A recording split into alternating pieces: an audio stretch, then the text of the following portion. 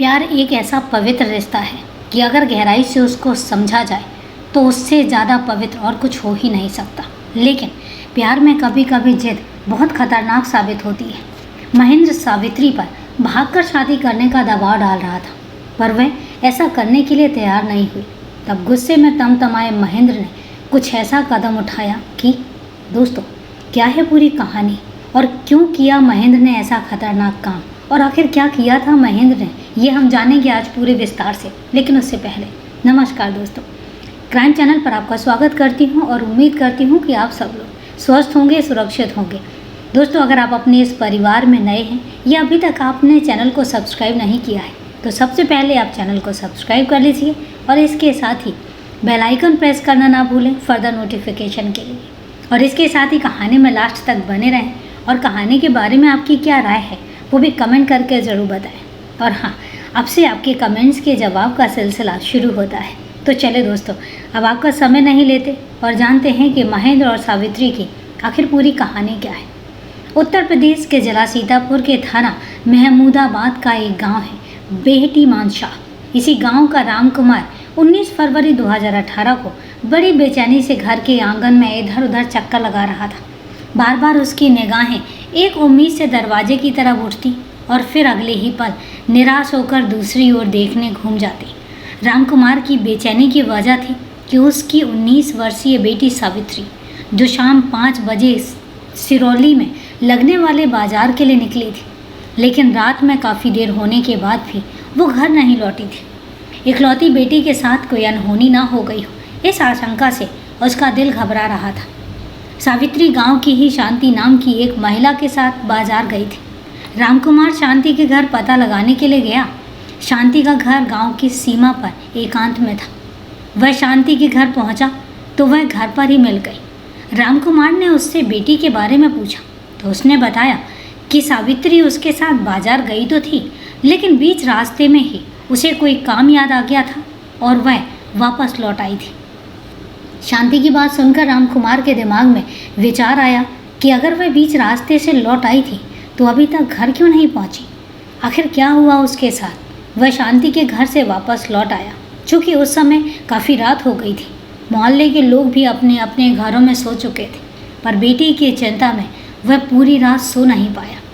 अगले दिन सुबह होते ही वह अपने दोनों बेटों मुकेश और सुरेश के साथ सावित्री की खोज में लग गया। तीनों इधर उधर सावित्री को ढूंढ रहे थे कि गांव के कुछ लोगों ने रामकुमार को बताया कि सावित्री की लाश सुरेश के गन्ने के खेत में लगे यूकेलिप्टस के पेड़ से बंधी हुई है। यह खबर मिलते ही रामकुमार दोनों बेटों के साथ मौके पर पहुंच गया। वहां पेड़ से उसकी बेटी की लाश बंधी थी। बेटी की लाश देखकर वह फूट फूट कर रोने लगा। गाँव के तमाम लोग भी वहाँ पहुँच चुके थे। किसी ने फ़ोन द्वारा इसकी सूचना थाना महमूदाबाद को दे दी। सूचना पाकर थाना प्रभारी रंजना सचान पुलिस टीम के साथ घटनास्थल के लिए रवाना हो गई। जाने से पहले उन्होंने मामले की सूचना अपने उच्चाधिकारियों को भी दे दी थी। पुलिस ने घटनास्थल का मुआयना किया और सावित्री की लाश यूकेलिप्टस के पेड़ से बंधी हुई थी। उसके गले पर किसी तेज धारदार हथियार से काटने के निशान थे। घटनास्थल का निरीक्षण करने पर वहां हत्या से संबंधित कोई सबूत नहीं मिल सका। इसी बीच SP Anand Kulkarni, ASP मार्तंग Pratap Singh, CO Javed Khan भी वहां पहुंच गए। उच्चाधिकारियों ने भी लाश और घटनास्थल का निरीक्षण किया।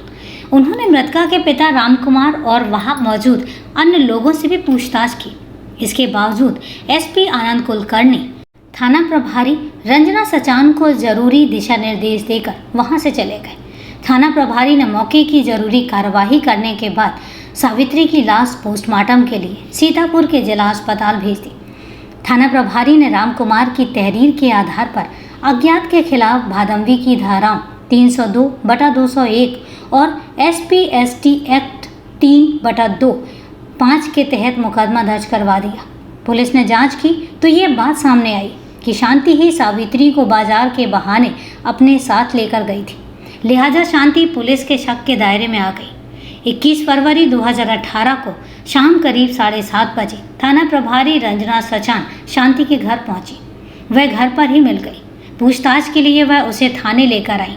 उन्होंने शांति से जब सख्ती से पूछताछ की तो घटना का राज फास हो गया। उससे पूछताछ के बाद पुलिस ने उसी रात करीब 10 बजे सावित्री के गांव के ही रहने वाले उसके प्रेमी महेंद्र यादव उर्फ सगुनी को सिरौली तिराहे से गिरफ्तार कर लिया। शांति और महेंद्र यादव से पूछताछ के बाद सावित्री की हत्या की जो कहानी सामने आई वो कुछ इस प्रकार निकली। महेंद्र यादव बेहटी मानशाह गांव के रहने वाले राज बहादुर यादव के 3 बेटों में से एक था। राज बहादुर खेती किसानी से परिवार का ठीक से पालन पोषण कर रहा था। वह अपनी बेटी और 3 बेटों की शादी कर चुका था। केवल महेंद्र ही शादी के लिए रह गया था। वह सबसे छोटा था, जिससे उस पर कोई जिम्मेदारी भी नहीं थी, इसलिए वह दिन भर दोस्तों के साथ इधर उधर घूमता फिरता रहता।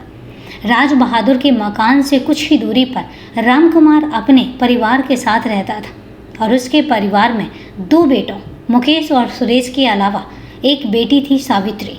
करीब 14 साल पहले रामकुमार की पत्नी जयदेवी गांव के ही एक व्यक्ति के साथ भाग गई थी, जिसके बाद वह आज तक कभी वापस नहीं लौटी। रामकुमार ने बिन माँ के बच्चों को बड़े लाड़ प्यार से पाला था। उन्हें किसी प्रकार की कोई तकलीफ नहीं होने दी थी। उसके पिता के साथ साथ माँ का भी फर्ज पूरा किया था। उसकी इकलौती बेटी सावित्री ने घर की सारी जिम्मेदारियां बखूबी संभाल ली थी। एक दिन सावित्री घर का खाना बनाकर निपटी तो उसने देखा कि घर में पीने का पानी नहीं है। वह बाल्टी लेकर अपने घर से कुछ दूरी पर स्थित सार्वजनिक हैंडपंप पर पहुंची। वहां कुछ औरतें पहले से ही पानी भर रही थीं और वहीं पास में ही एक मकान के चबूतरे पर महेंद्र अपने 2 दोस्तों के साथ बैठा बातें कर रहा था। उन सब से अनजान सावित्री झुककर हैंडपंप चला रही थी। अचानक महेंद्र की नज़र सावित्री पर पड़ी तो महेंद्र के दिल की घंटी बज उठी। सावित्री को लेकर महेंद्र के मन में चाहत पैदा हो गई। हालांकि महेंद्र ने इससे पहले भी सावित्री को देखा था, पर उसके दिल में ऐसा पहले कभी नहीं हुआ था। महेंद्र जिद्दी स्वभाव का था। उसने उसी समय तय कर लिया कि वह सावित्री को हलहार में पाकर रहेगा। उस दिन महमूदाबाद कस्बे में महाशिवरात्रि का मेला था, जिससे उस दिन वहाँ ज़्यादा चहल पहल और शोरगुल था। बच्चों और बड़ों में उत्साह बना हुआ था और महेंद्र भी मेले में घूमने गया। अचानक उसकी निगाह सावित्री पर चली गई। वह अपनी एक सहेली के साथ आई थी। सावित्री एक दुकान पर खड़ी अपने लिए कंगन देख रही थी और वह काफ़ी बन संवर कर मेले में आई थी। सचमुच उस दिन वह बेहद खूबसूरत लग रही थी। दूर खड़ा महेंद्र उसकी खूबसूरती को निहार रहा था और मन ही मन हसीन कल्पनाएं कर रहा था। वह यह भी सोच रहा था कि कैसे सावित्री से बात शुरू करके नज़दीकियां बढ़ाई जाए।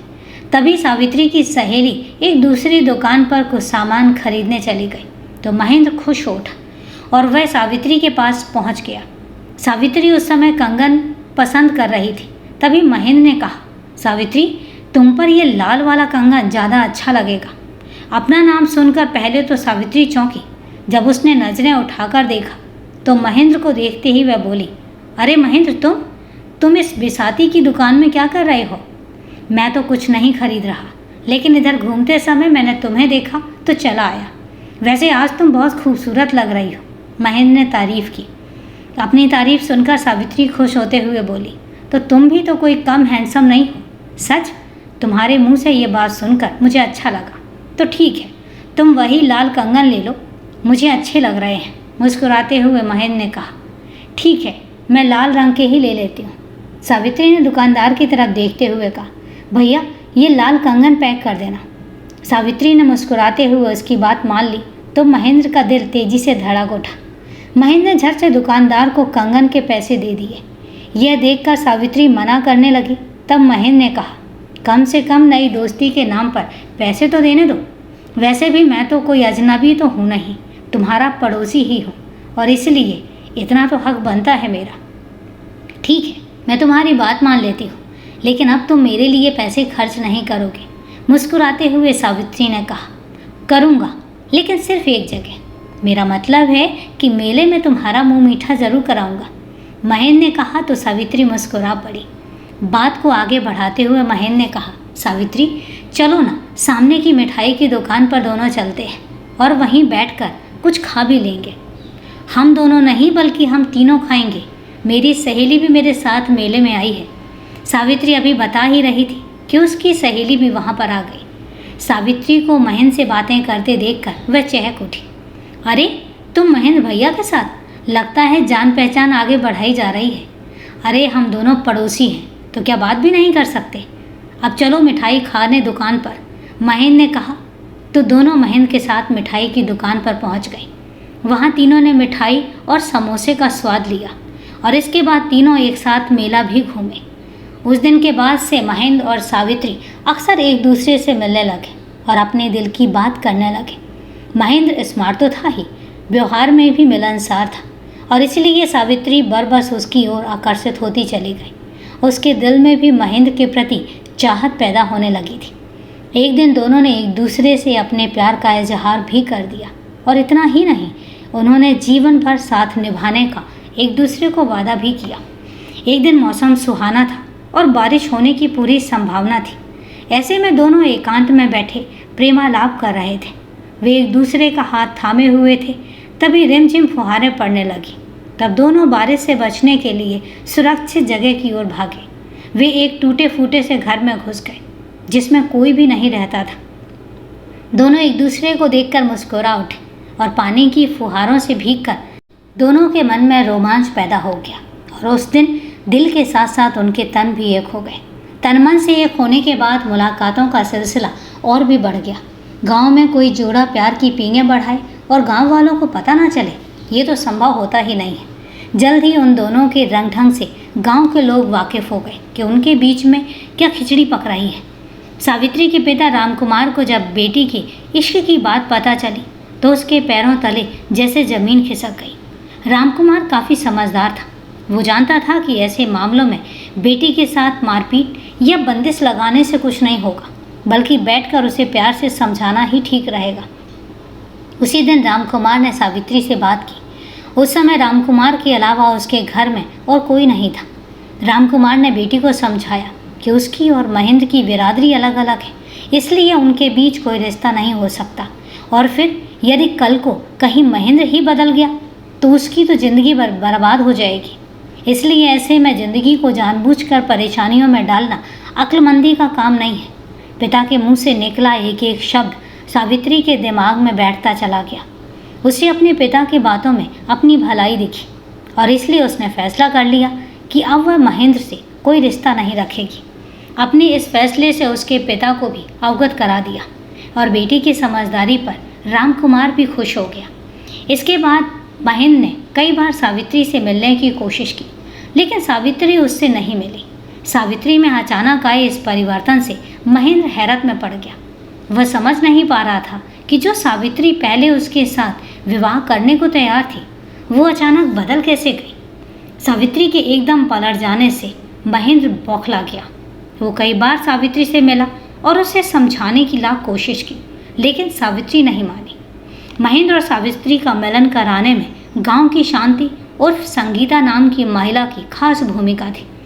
महेंद्र की उससे पहले से दोस्ती थी और वह शांति को भाभी बुलाता था। शांति का पति गोपी एक ईंट भट्टे पर मजदूरी करता था। शांति के 2 बेटे और 1 बेटी थी। इसके बावजूद वह गांव की उन कथित भाभियों में से थी जो गांव के जवान बच्चों का भविष्य बिगाड़ने में लगी रहती थी। जब सावित्री और महेंद्र खेतों में मिलते थे तो शांति उनकी चौकीदारी का काम करती थी। किसी के आने पर वह उनको आगाह कर देती थी। जब महेंद्र ने सावित्री से भागकर विवाह कर लेने की बात कही तो सावित्री तैयार नहीं हुई। महेंद्र ने इस काम में शांति को लगाया। शांति ने भी सावित्री को समझाने की भरपूर कोशिश की, लेकिन सावित्री नहीं मानी।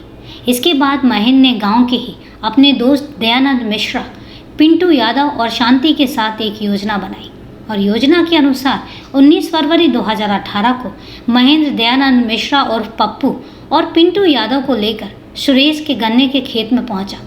फिर शांति से कहकर सावित्री को बाजार जाने के बहाने वहां पर बुला लिया। सावित्री वहां पहुंचते ही महेंद्र ने अपने साथियों के साथ मिलकर सावित्री को पकड़कर खेत में ही खड़े यूकेलिप्टस के पेड़ से बांध दिया। महेंद्र ने सावित्री से एक बार फिर भागकर विवाह करने के बारे में पूछा तो सावित्री ने साफ मना कर दिया। बेवफा माशूका के मुंह से ना शब्द सुनकर महेंद्र आग बबूला हो उठा और उसने सावित्री की नाक पर एक जोरदार घूंसा मारा, जिससे सावित्री बिलख कर रोने लगी और बेहोश हो गई।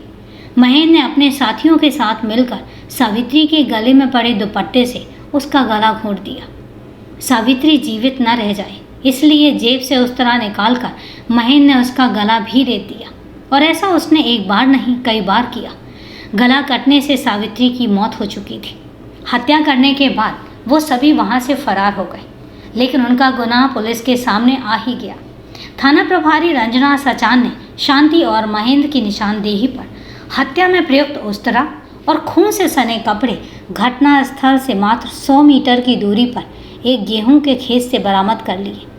आवश्यक लिखापढ़ी करने के बाद दोनों अभियुक्तों को न्यायालय में पेश करने के बाद जेल भेज दिया गया। कथा लिखे जाने तक पुलिस ने पिंटू यादव को भी गिरफ्तार करके जेल भेज दिया था, जबकि दयानंद मिश्रा फरार था। मामले की विवेचना सीओ जावेद खान कर रहे थे। तो दोस्तों, ये है एक दिल दहला देने वाली कहानी को लास्ट तक सुनने के लिए आपका तहे दिल से धन्यवाद। और कहानी के बारे में क्या राय है अपने कमेंट करके ज़रूर बताएं। और हाँ, आज आप जो भी कमेंट्स करेंगे या पिछले जो भी कमेंट्स होंगे तो कल के वीडियोस में आपके कमेंट्स के जवाब हम वीडियो के माध्यम से ही देंगे। तो जुड़े रहिए और ढेर सारे कमेंट्स करते रहिए। तो चलिए दोस्तों, आज के लिए इतना ही।